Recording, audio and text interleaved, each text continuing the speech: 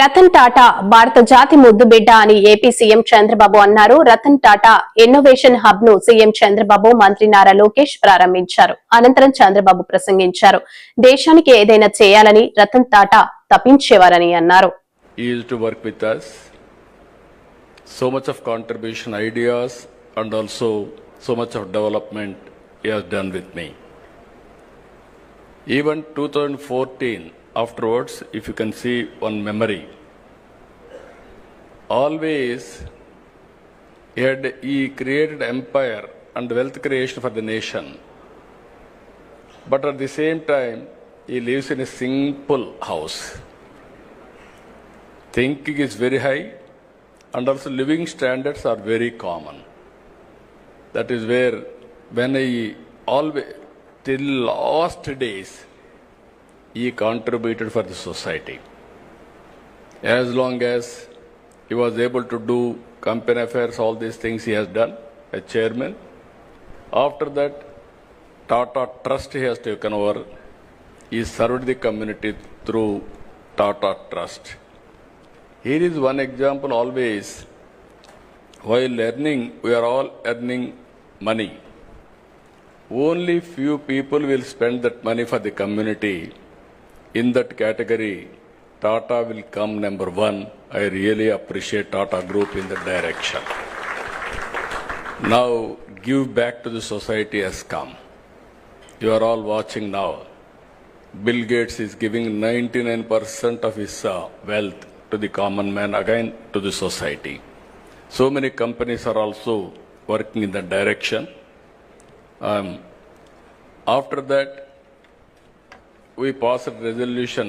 Next day or 3-4 days afterwards, we had a cabinet meeting. First, we passed a condolence message to keep his ideas alive. We wanted to create something.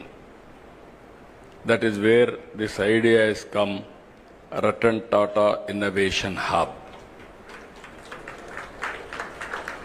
Then I telephoned to Chandrasekharan.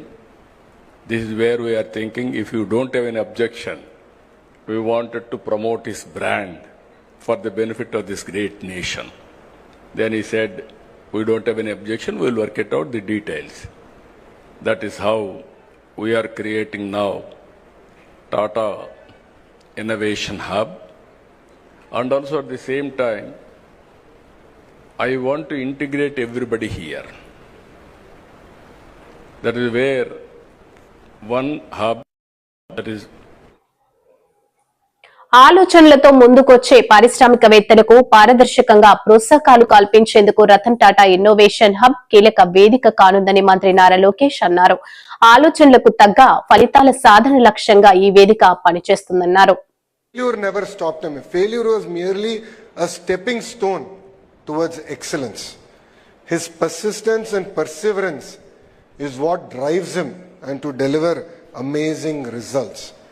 You know, if you look at it today, his fourth startup was in dairy.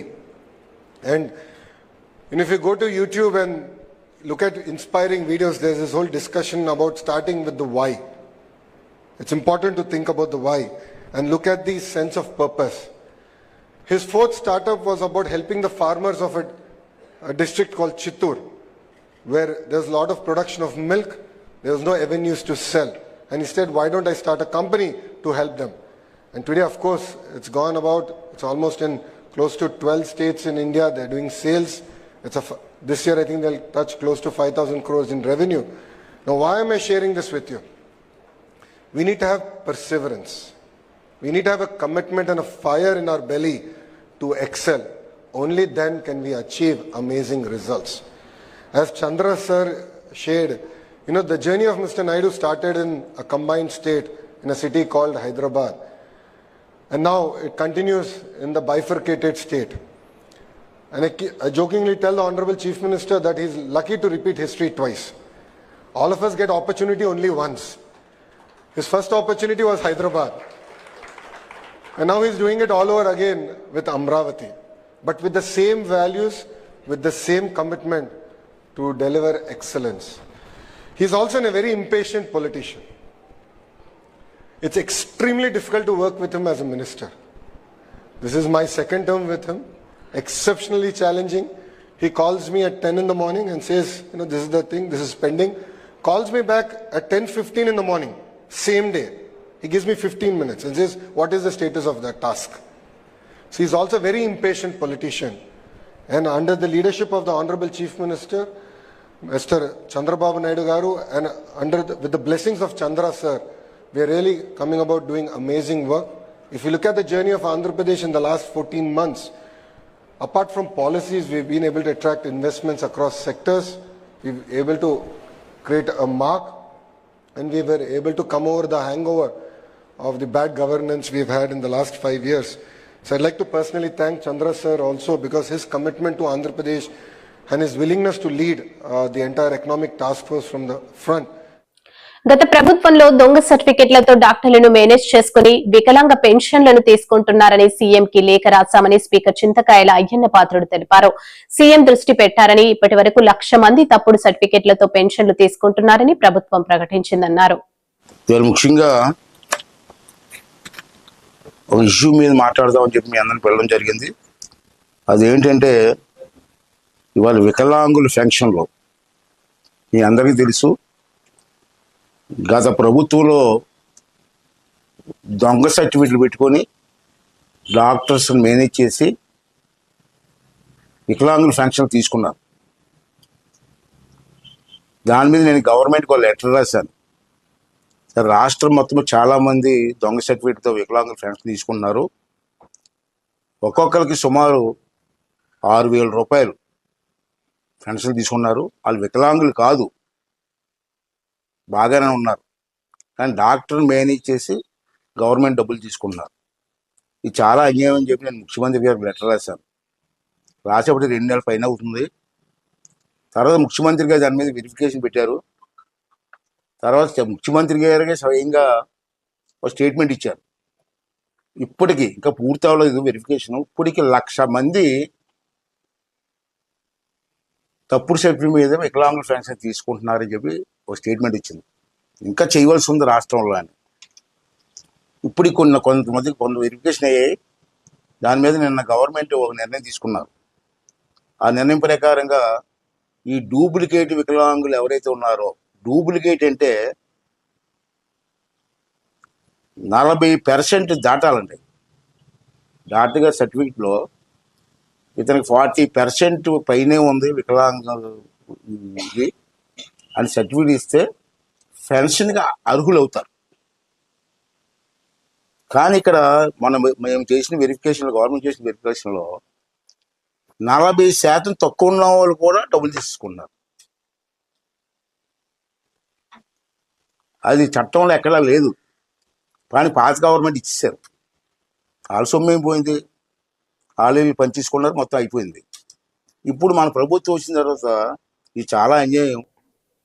వ్యవసాయ శాఖలో జరుగుతున్న అవినీతిపై దర్యాప్తు చేపట్టాలి. రైతుల పనిముట్లలోనూ అవినీతికి పాల్పడుతున్న అచ్చెన్నాయుడు మంత్రివర్గం నుంచి బర్తరఫ్ చేయాలి. తిలక్. మీ అచ్చెన్నాయుడు గారి కోసం ఈ రోజు రాష్ట్రంలో జరుగుతున్న చర్చ కోసం సమాధానం చెప్పండి. మీ అచ్చెన్నాయుడు కుటుంబం చేస్తున్న అవినీతి కోసం మీరు సమాధానం చెప్పండి. అతను రాసే రామ్మోహన్ జిఎం ఆగ్రోస్ జిఎం రామ్మోహన్ గారు రాసిన, రాజా రామ్మోహన్ రాసిన లెటర్, కమిషనర్కి అతను రాసిన లెటర్ని ఒకసారి మీరు చదవండి, తెలుసుకోండి. అతను ఏం రాశాడో తెలుసుకోండి. అతనికి ఏ ఉద్దేశంతో అతనికి ఈరోజు బదిలీ చేశారు, అతను ఎంత బాధతో ఆ పని నేను చేయలేను, నీతివంతమైన అధికారిగా పనిచేశాను, ఇలాంటి అవినీతి నేను చేయలేను ఆయన స్వయంగా రాసిన లేఖ. అతనికి మీరు ట్రాన్స్ఫర్ చేసి, కాకినాడకి ట్రాన్స్ఫర్ చేసి అతని ప్లేస్ లో ఒక అవినీతి అధికారిని తీసుకొచ్చి రైతులకు ఇస్తున్న పనిముట్లలో కూడా మీరు ఇవాళ అవినీతి చేస్తున్నారు. గత ప్రభుత్వంలో ఆర్బీకే ద్వారా ప్రతి ఆర్బీకే ద్వారా ఈ నియోజకవర్గంలో 89 ఆర్బీకేలు ఉంటే, రైతు భరోసా కేంద్రాలు ఉంటే, ప్రతి ఆర్బీకే ద్వారా 10 లక్షల నుంచి 20 లక్షల వరకు సబ్సిడీలతో గత ప్రభుత్వంలో ఆనాటి ముఖ్యమంత్రి జగన్మోహన్ రెడ్డి గారు అన్ని రైతులకు ఉపయోగపడే పరికరాలన్నీ కూడా సబ్సిడీ ద్వారా అందించేవారు. మరి ఈరోజు మీరు ఏం చేస్తున్నారు? దానిలో అవినీతి చేయమని ఆగ్రో జీఎంనే మీరు ఒత్తిడి తీసుకొస్తే ట్రాక్టర్లో అవినీతి చేయమని, ట్రాక్టర్లు ఇస్తాము ముడి సరుకులను అవినీతి చేయమని, ఉన్న రేటు కంటే ఎక్సెస్ రేట్ని చూపించమని, ఏదైతే ఈవేళ డ్రోన్ కెమెరాస్ ఒరిజినల్ గా డ్రోన్ కెమెరా కాస్ట్ 10 లక్షల రూపాయల లోపల ఉంటే ఈవేళ 10 నుంచి 15 లక్షల రూపాయలు చూపించి ఆ కంపెనీల ద్వారా దేశంలో ఎక్కడా లేని సాంప్రదాయాన్ని ఏపీలో కూటమి ప్రభుత్వం తీసుకొచ్చింది. బెయిల్ షరతుల దృష్ట్యా కేసు గురించి నేను మాట్లాడకూడదు, కానీ నాపై విచిత్రమైన కేసులు పెట్టారు అని కాకాని గోవర్ధన్ రెడ్డి అన్నారు. కూడా రావడం జరిగింది. సాధారణంగా ముందు రోజు హైకోర్టు బెయిల్ ఇస్తే తెల్లవారి ఆ బెయిల్ ఉత్తర్వులు రావడంలో హైకోర్టు నుంచి జాప్యం అయితే తప్ప, లేకపోతే ఖచ్చితంగా బెయిల్ వచ్చి ఉండాలి. మరి కారణాలేమో నాకు తెలియదు, నేను జైల్లో ఉన్నాను కాబట్టి. నిన్న సాయంకాలం విడుదల వాయిదా పడింది. అయితే నిన్న పాపం నా కోసం జనం వచ్చారు, ఈరోజు కూడా అదే జనం మరలా రావడం జరిగింది. నాకున్నటువంటి ఆస్తి ఈ జిల్లా ప్రజలు, ప్రత్యేకించి సర్వేపల్లి నియోజకవర్గానికి సంబంధించినటువంటి కుటుంబాలు, వన్నె తరగనటువంటి వాళ్ల ప్రేమాభిమానాలు. ఈరోజు ఈ కేసును గురించి ఎక్కడా మాట్లాడకూడదు అనేటువంటిది హైకోర్టు విధించినటువంటి నిబంధన, షరతు. కాబట్టి ఆ షరతులకు లోబడి ఈరోజు ఈ హైకోర్టు మంజూరు చేసినటువంటి బెయిల్ విషయంలో నేనేది కూడా వ్యాఖ్యానించదలుచుకోలేదు. అయితే బహుశా నెల్లూరు జిల్లాకు సంబంధించి 2 సార్లు శాసనసభ్యుడిగా, ఒకసారి జిల్లా పరిషత్ చైర్మన్ గా, ఒకసారి మంత్రిగా పనిచేసినటువంటి వ్యక్తిని ఇన్ని రోజులు జైల్లో పెట్టడం అనేటువంటిది ఇది ప్రథమంగా జరిగింది. అంటే ఎక్కడ లేనటువంటి సాంప్రదాయాలని ఈరోజు కూటమి ప్రభుత్వం పరిచయం చేస్తున్నారు. అయితే ఈరోజు ఒక్కసారి ఆలోచన చేస్తే ఎంత బాధాకరమైనటువంటి విషయం అంటే, నాకు నవ్వాలనో ఏడవాలనో తెలియనటువంటి దుస్థితి. 6 కేసులు నా మీద సోషల్ మీడియాలో పెట్టారు. నేను అధికారంలో ఉన్నప్పుడు, మంత్రిగా ఉన్నప్పుడు నా మీద చేసినటువంటి విమర్శల మీద ఒక్కసారి కూడా నేను సోషల్ మీడియాలో కేసు పెట్టించినటువంటి దాఖలాలు లేవు. 6 కేసులు పెట్టారు. ఆ తర్వాత మరలా ఈరోజు హైకోర్టు మంజూరు చేసినటువంటి ఈ కేసు పెట్టారు. దాని మీద 7 పీటీ వారెంట్లు వేశారు. 7 పీటీ వారెంట్లు ఎంత నవ్వొచ్చాయంటే, ఎప్పుడో ఎన్నికల కమిషన్ టైంలో జరిగినటువంటి లిక్కర్ కేసు. ఆ రోజు మా ప్రభుత్వం అధికారంలో లేదు. ప్రభుత్వం అధికారంలో లేదు. ఆ కేసు రిజిస్టర్ అయింది. కూటమి ప్రభుత్వం అధికారంలోకి వచ్చింది. ఆ రోజు కూటమి ప్రభుత్వంలో పనిచేసేటువంటి అధికారులే దాని మీద విచారణ జరిపి ఛార్జ్షీట్ ఫైల్ చేయడం జరిగింది. 1 సంవత్సరం తర్వాత మరలా ఛార్జ్షీట్ రీఓపెన్ చేయాలి, ఎంక్వైరీ చేయాలని చెప్పి ఓపెన్ చేసి, ఎవరో ఒక వ్యక్తి, ఎంత హాస్యాస్పదం అంటే, నేను ఎన్నికల్లో వెళ్లినప్పుడు ప్రచారంలో మీ అందరికీ లిక్కర్ పంచుతాను, ఓట్లు వేయండి అని చెప్పానంట. దాని మీద ఒక వ్యక్తి మమ్మల్ని ప్రశ్నించాడంట, సార్ ఓట్లు అడగడం ధర్మమా, లెక్కరిస్తామని. దాని మీద మేము దాడి చేశాం. ఎక్కడ పత్రికల్లో, మీడియాలో ఎక్కడ రాలే. అది పలాస తహసీల్దార్ కార్యాలయంలో బుధవారం పలాస ఎమ్మెల్యే గౌతు శిరీష ఆర్ఓబి నిర్వాసితులకు 90 మందికి లాటరీ సిస్టమ్ ద్వారా పట్టాలు పంపిణీ చేశారు. ఈ సందర్భంగా ఆమె మాట్లాడుతూ రైల్వే నిర్వాసితులకు సూదికొండ లేబర్ కాలనీ దగ్గర పట్టాలు ఇచ్చామన్నారు.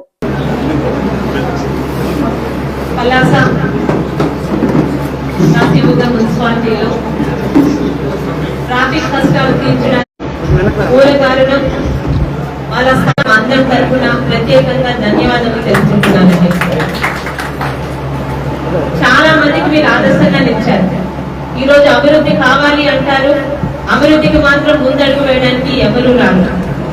కనీసం సొంత అన్నదమ్ములు కూడా 1 సెంట్ ఎక్స్ట్రా ఇవ్వడానికి ఇబ్బంది పడుతున్న ఈ రోజుల్లో కాంపన్సేషన్ ఇచ్చినా సరే ముందుకు రాము అని ఎన్నో అభివృద్ధి పనులకి ఎంతో మంది ఈ రోజు అడ్డం పడుతున్న ఈ రోజుల్లో పలాస కాశీబుగ్గకి రేపు చాలా ట్రాఫిక్ కష్టాలు తీర్చనున్న ఈ ఆర్ఓబికి కారణమైన మీ అందరికీ మాత్రం నిజంగా మీ అందరం రుణపడి ఉన్నాం. నాన్నగారి హయాంలో మొదలైనది. ఆ రోజు కాంపన్సేషన్ తో పాటు ఇల్లు పోతే ఎవరికైనా స్థలమే ఉండాలని ఒక కోరిక ఉంటుంది. అందులో ఏమాత్రం తప్పలేదు. మీరు ఎంత కోల్పోయారో తెలియదు కానీ మినిమం గా మీకు స్థలాలు కూడా ఇస్తామన్న నాన్నగారి మాటని ఈరోజు మళ్ళీ కూటమి ప్రభుత్వంలో తెలుగుదేశం పార్టీ ముందుకు తీసుకెళ్తుంది. ఈ సందర్భంగా ఒక 4 విషయాలు చెప్పదలుచుకున్నానండి. పలాస ప్రాంత అభివృద్ధి, పలాస ప్రజల సంక్షేమమే ధ్యేయంగా రాజకీయాలకు అతీతంగా మేము పనిచేస్తున్నాం. ఈ సంవత్సర కాలంలోని పలాసలో జరిగిన విషయాలు కానీ మేము ముందుకెళ్తున్న తీరు కానీ మీ అందరికీ తెలుసు. ఎక్కడ రాజకీయాల జోలికి వెళ్ళట్లేదు. లబ్ధిదారులను కూడా పూర్తిగా ఎంపిక చేసి వాళ్ళకి ఇచ్చే బాధ్యత రెవెన్యూ పెద్దలకి అప్పచెప్పడం జరిగింది. ఇక్కడికి వచ్చిన పెద్దలకు కూడా తెలుసు, మాకు తెలిసింది ఒకటే, అభివృద్ధి చేయాలి, ప్రజలు అడిగిన సంక్షేమం అందించాలి అని. ఈ మధ్య గత ప్రభుత్వంలో అధికారం వెలగబెట్టిన పెద్దలు ఏవో గాలి మాటలు చెప్తున్నారు. ఆరోగ్యకి మేము అంతా చేస్తే ఇప్పుడు వచ్చి తెలుగుదేశం కూటమి చేస్తుందని. అంతా చేయడం అంటే ఏంటండి అని ఒకసారి అడుగుతున్నాను. పనులు చేయించుకొని బిల్లులు ఇవ్వకపోతే బిల్లులు ఇచ్చిన వారిని పూర్తి చేశారంటారా, బిల్లులు ఇవ్వకుండా ఎగ్గొట్టిన వారిని పనులు పూర్తి చేశారంటారని మినిమం జ్ఞానం లేకుండా ఆఫ్ షోర్ లోని కొంత పని చేపించి ఆరోగ్యకి 6 కోట్లు పెండింగ్ పెట్టినా మీరు పని చేసిందంటారా? ఆ 6 అనకాపల్లి జిల్లా నర్సీపట్నం ఒరిస్సా నుంచి తమిళనాడుకు అక్రమంగా తరలిస్తున్న భారీ గంజాయిని స్వాధీనం చేసుకున్న నర్సీపట్నం రూరల్ పోలీసులు 75 లక్షల రూపాయల విలువ చేసే గంజాయి పట్టివేత సమావేశం నిర్వహించారు. ఈ సందర్భంగా ఆయన మాట్లాడుతూ ఈగల్ డిస్ట్రిక్ట్ స్పెషల్ బ్రాంచ్ జిల్లా ఎస్పీ తుహిన్ సిన్హా సమాచారం మేరకు నర్సీపట్నం గ్రామీణ CI Revathamma, Golugonda SI Ramarao, Narsipatnam rural SI P Rajarao తమ సిబ్బందితో గొలుగొండ మండలం కొమిరా గ్రామ ప్రాంతం వద్ద వాహనాలు తనిఖీ చేస్తున్నారని, ఆ సమయంలో వచ్చిన TN 18 BM 3838, AP 31 CM 2708, AP 40 FR 8799 number కలిగిన వాహనాలను క్షుణ్ణంగా తనిఖీ చేయగా 9 బస్తాల్లో అక్రమంగా తరలిస్తున్న 216 కేజీలు గంజాయిని గుర్తించి నిందితులను అదుపులోకి తీసుకున్నామని, మరికొందరు వ్యక్తులు పరారీలో ఉన్నారని, వీరిని కూడా పట్టుకుంటామని తెలిపారు. పట్టుబడిన గంజాయి విలువ సుమారు 54 లక్షల రూపాయల వరకు ఉంటుందన్నారు. పట్టుబడిన వాహనాలతో 75 లక్షల రూపాయల వరకు విలువ ఉంటుందన్నారు. ఒడిశా రాష్ట్రం చిత్రకొండలో కొనుగోలు చేసి తమిళనాడుకు అక్రమంగా గంజాయిని తరలిస్తున్నారని పేర్కొన్నారు. అనకాపల్లి జిల్లా Narsipatnam sub division, Narsipatnam rural circle, Golugonda police station లిమిట్స్లోని ఒక 216 కేజీల గాంజాయిని పట్టుకోవడం జరిగిందండి. దాంట్లో ఒక కారు ప్లస్ 2 బైక్స్ సీజ్ చేయడం జరిగింది. ఈ వివరాలు ఏంటంటే, మన అనకాపల్లి జిల్లా ఎస్పీ గారు ఇచ్చిన సమాచారం మేరకు నర్సీపట్నం రూరల్ ఇన్స్పెక్టర్ గారు రేవతమ్మ గారు, Narsipatnam rural SI Rajarao, Golugonda SI Ramarao గారు మరియు సిబ్బంది వీళ్ళంతా కూడా గొలుగొండ మండలంలోని కొమిరి దగ్గర నిఘా వేస్తున్నారండి. నిఘా వేస్తుండగా అట్నుంచి ఒక కారు, దానికి ఒక 2 బైక్స్ అడ్వాన్స్ పైలట్ చేసుకుంటూ వస్తున్నాయి. ఇప్పుడైతే మన పోలీస్ ఇంటర్సెప్ట్ చేయడం జరిగింది. అడ్వాన్స్ పైలట్గా వస్తున్న ఒక Apache bike, Suzuki Gixxer bike మీద ఒక వ్యక్తి వెంటనే బండి వదిలేసి దూకి పారిపోయాడు. అలాగే పైలటింగ్ చేస్తున్న వెహికల్ కూడా ఒక bike AP 31 CM 2708 TVS bike, అందులో 2 వస్తున్నారు. 2లో ఒక వ్యక్తిని మనం ఇంటర్సెప్ట్ చేయడం జరిగింది, ఒక వ్యక్తి పారిపోయారు. అలాగే కార్ను కూడా మనం ఆపి చెక్ చేస్తే కారులో సుమారుగా 9 బస్తాలు గంజాయి, దాన్ని వెయింగ్ వేస్తే ఒక్కొక్క బస్తాలు 24 కేజీలు చొప్పున 216 కేజీల గంజాయి మనకి దొరికిందండి. దీన్ని యాక్చువల్గా మనం ఈరోజు ఈ గంజాయిని మనం అరెస్ట్ చేస్తున్న వ్యక్తులు ఎవరైతే డెస్టినేషన్ పాయింట్ ఉందో తరుణ్ కుమార్, ఈ నెల ఈ నెల 30న విశాఖలోని మున్సిపల్ స్టేడియం వేదికగా జనసేన విస్తృత స్థాయి కార్యకర్తల సమావేశం నిర్వహించనున్నట్లు మంత్రి నాదెండ్ల మనోహర్ తెలిపారు. మంగళవారం విశాఖలో పార్టీ ఎమ్మెల్యేలతో కలిసి నిర్వహించిన విలేకరుల సమావేశంలో ఆయన మాట్లాడారు. 19 నుంచి 2024 వరకు ముందుకు సాగాం. అదేవిధంగా కూటమి ఏర్పడడానికి ఓటు చీలనివ్వను అనే ఒక జ్ఞానంతో పవన్ కళ్యాణ్ గారు తీసుకున్న ఆ స్టాండ్ని ప్రజల్లోకి తీసుకెళ్ళడానికి కోసం సహకరించిన మా నాయకులు, కార్యకర్తలు, మా వీర మహిళలు, మా జన సైనికులు వీళ్ళందరూ కూడా గ్రామాల్లో కూడా పార్టీ బలోపేతం కోసం అహర్నిశలు కృషి చేశారు. రాష్ట్ర ప్రజలు ఒక అద్భుతమైన తీర్పు ఇచ్చారు. గతంలో ఎన్నడూ లేని విధంగా 100% స్ట్రైక్ రేట్ తోటి 21 శాసనసభ స్థానాలు, 2 పార్లమెంట్ స్థానాలు ప్రభుత్వం ఏర్పడిన తర్వాత ఎంతో గర్వంగా రాష్ట్రానికి ఉప ముఖ్యమంత్రిగా పవన్ కళ్యాణ్ గారు ప్రజలకి చేస్తున్న సేవలు మీరందరూ కూడా చూస్తూనే వచ్చారు. ఈ తరుణంలో ప్రభుత్వం చేస్తున్న అనేక కార్యక్రమాలు, ప్రత్యేకంగా మేము ఎన్నికలకు ముందు సమిష్టిగా తీసుకున్న నిర్ణయాలు, సూపర్ 6 అనే నినాదం కానివ్వండి, ప్రజలకి మరింత సంక్షేమం చేయాలనే ఆ లక్ష్యంతో పెన్షన్ల విషయంలో కానివ్వండి, పోలవరం విషయంలో కానివ్వండి, లేదా అమరావతి విషయంలో కానివ్వండి, సమిష్టిగా కలిసి ఈ అంశాలపైన ప్రజలకి మరింత మెరుగైన సేవలు అందించాలనే ఆలోచనతో ఆ రోజున ఇచ్చిన నినాదానికి కట్టుబడి ఉండి సంవత్సర కాలం ప్రభుత్వంలో ఎక్కడ కూడా ప్రజలకి ఇబ్బంది కలగకుండా సుపరిపాలన, మెరుగైన పాలన, ప్రజలకి మరింత దగ్గరయ్యే విధంగా ఎప్పటికప్పుడు మమ్మల్ని అందరినీ కూడా ప్రోత్సహిస్తూ మా పార్టీ అధ్యక్షులు పవన్ కళ్యాణ్ గారు మమ్మల్ని అందరినీ ముందుకు తీసుకెళ్తా ఉన్నారు. ఈ తరుణంలో పిఠాపురంలో 12వ ఆవిర్భావ దినోత్సవం సందర్భంగా ఒక బహిరంగ సభ ఏర్పాటు చేసుకుని రాష్ట్ర రాజకీయాల్లో, వర్తమాన రాజకీయాల్లో జరుగుతున్న పరిణామాలు, భవిష్యత్తులో ఏ విధంగా కలిసి ముందుకెళ్దాం అనే దానిపై